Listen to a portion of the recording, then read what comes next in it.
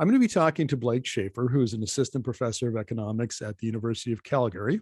And he also specializes in electricity markets, climate policy, and energy transitions. And he's the co-author of Why Are Power Prices So Darn High? Welcome to the interview, Blake. Thanks, Markham. Okay, I'll bite. Why are Alberta power prices so darn high?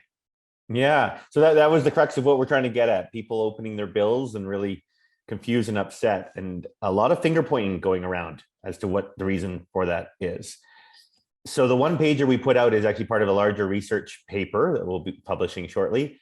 We tried to break down to what extent is this change in costs of generating versus the increase in the markup. So that would be the difference between what it costs to generate and what generators are charging. And so what we find, the short answer is 2/3 of the price increase from 2020 to 2021 is an increase in those markups. So firms charging further above their marginal cost. The other third in terms of cost is a mix. Increased demand is the biggest factor. That means we have to climb up the ladder of more expensive power plants. That accounts for about 15% of the total change. Higher natural gas prices matter because it's the dominant power source in the province. So that added about 10, that accounts for about 10% of the change. The carbon price gets tons of attention, but it actually had a very minimal impact because of the way it's applied here, where it's kind of got a fulcrum around the level of a natural gas plant. And so coal pays, efficient natural gas actually doesn't pay, and something clean does.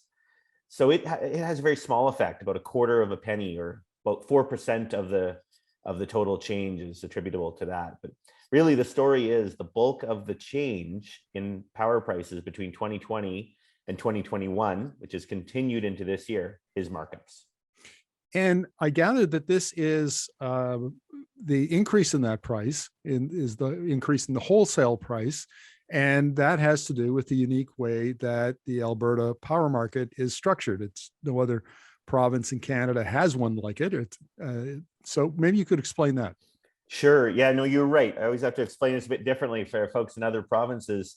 So, you're in BC and you don't really have a notion of an internal price. You have a tariff that you pay as a consumer, and that roughly approximates the cost of your utility to provide you service.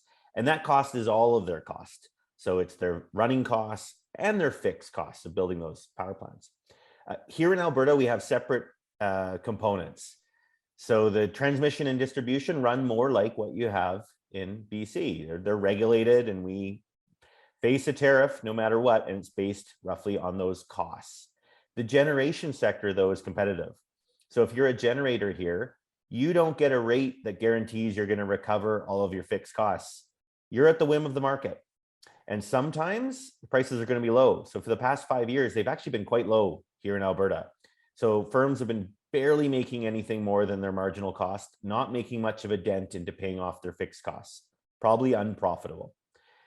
Whereas this year, the tides have turned and those prices are substantially higher. So that's what sets the energy component. Down to the consumers like me, we have the choice of being on a floating rate, which roughly approximates what's going on in the market, or a fixed rate, so you can pay the same rate for a period of time. Right. And I gather that many Albertans are on the floating rate. And so they probably got walloped with the full price increase. So would you recommend that everybody switch over to a fixed rate? I've been recommending that for a long time now. I did the moment that the retail cap was lifted here in Alberta. Was that 2 years ago? It made sense then. This September, when it was pretty clear that power prices and natural gas prices were going to be quite strong for the coming winter, I was active on my Twitter. I did probably a dozen interviews telling anyone that would listen, get on a fixed rate. It'll save you. And the interesting thing about a fixed rate is the fix, or the lock-in, is really on the part of the retailer. They have to guarantee you that rate. But in most cases, you can exit with no penalty. So it's very different than, say, a mortgage, where if you want to leave, you're facing down a big penalty. In most cases, not all, so you should check, but in most cases, you can leave. And the reason you get that benefit is because the government knew that we're at a information disadvantage, and you don't want to get consumers locking into terrible things that they can't get out of.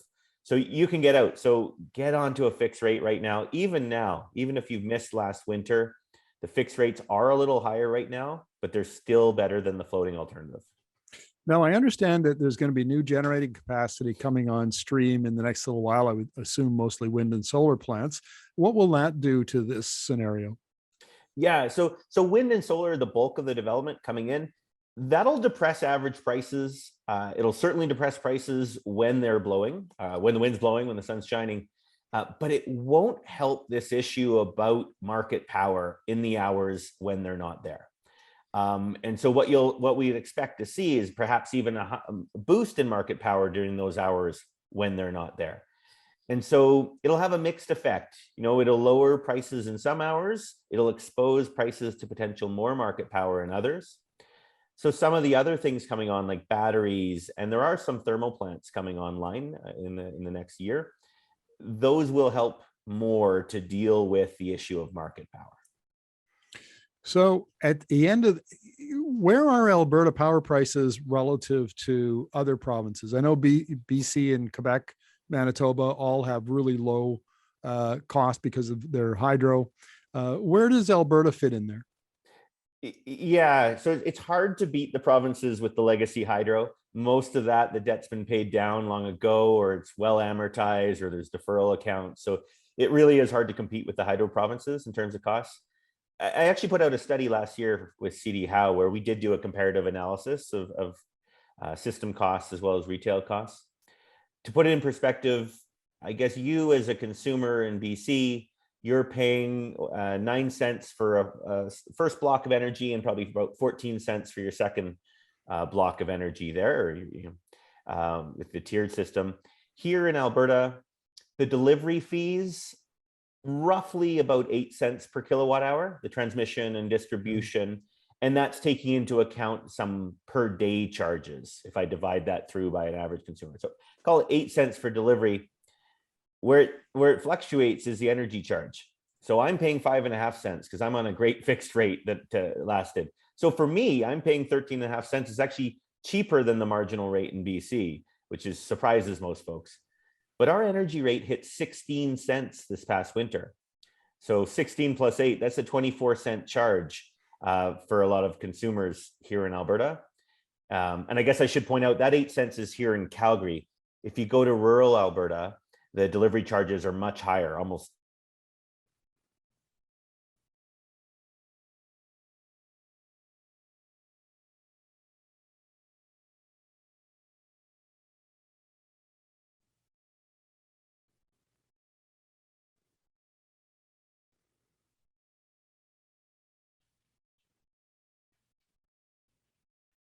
Can you hear me? Oh, there you are. You're No, you back. froze on me there. So You froze on me. Oh, and now I'm freezing. It looks like Zoom is saying that your signal was weak. Doesn't matter. Why don't I ask you a question about delivery charges, and then we'll just cut out the frozen part. Oh, you did I didn't get freeze all. again? I froze. Oh, sorry. Not sure what's going on. Did you catch that previous answer on the total Alberta charges, or do you want me to repeat that? Yeah, maybe let's take it right from the top on Alberta delivery charges. Sure. Well, so in BC, you're paying, I think, about 9 cents for your first block of energy. And then because of the tiered structure, your marginal rate is about 14 cents for a large user. Here in Alberta, the delivery charges where I am in Calgary, I'd call it about 8 cents per kilowatt hour. That's taking some per kilowatt hour charges and some per day charges and averaging them across what I use. The energy rate fluctuates a lot. I'm on a great rate. I'm paying 5.5 cents. So my marginal rate, when you combine the two, is actually lower than BC, which would surprise a lot of folks. But if you're on a floating rate, that floating rate hit about 16 cents this winter. So 16 plus 8, you're paying 24 cents, so substantially higher. And if you're in rural Alberta, the delivery charges are quite a bit more than 8 cents. They might even be double in some of the service territories. So it really is an issue that varies across the province and varies depending on whether you're on a fixed or floating plan right now. Well, having lived in Calgary for 10 years, and I remember those 30 below winters when we'd get, big power bills because of the heating. If I had to pay 30 or 32 cents kilowatt hour all in rural Alberta, ouch, that would hurt. Well, look, Blake, thank you very much for this. Really appreciate your insights. You betcha.